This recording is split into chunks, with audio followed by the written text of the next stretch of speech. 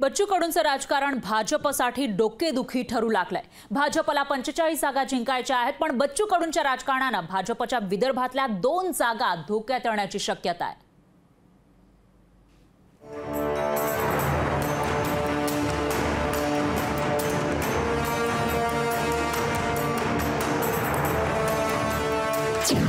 बच्चू कडू भाजपसाठी कडू।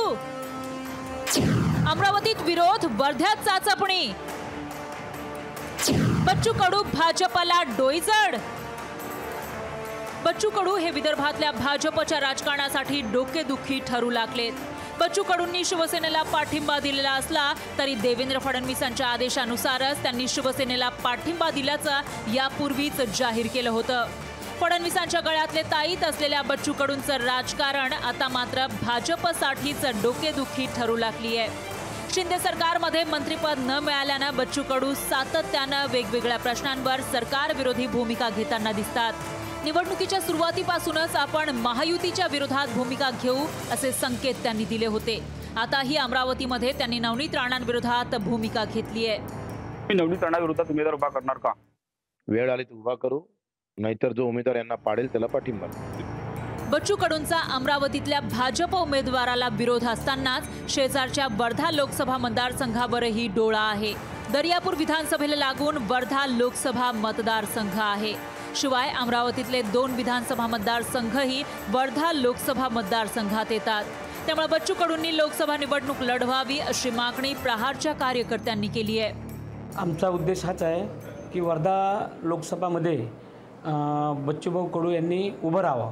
अमरावती मतदारसंघ हा राखीव असल्यामुळे भाऊ तिथे लढू शकत नाही, म्हणून भाऊला आम्ही विनंती करतो की भाऊ तुम्ही वर्धा मतदारसंघामध्ये येऊन जे प्रश्न आहे ते प्रश्न लोकसभेमध्ये मांडले पाहिजे।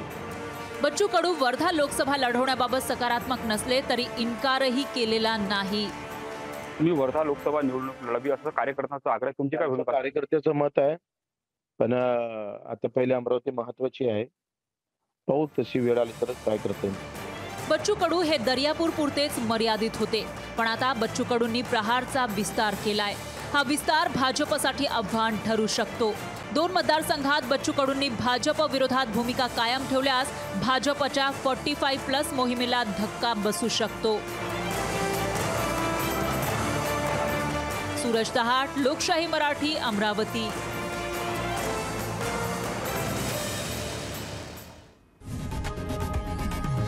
लोकशाही मराठी, ऐका, पहा, जागरूक रहा।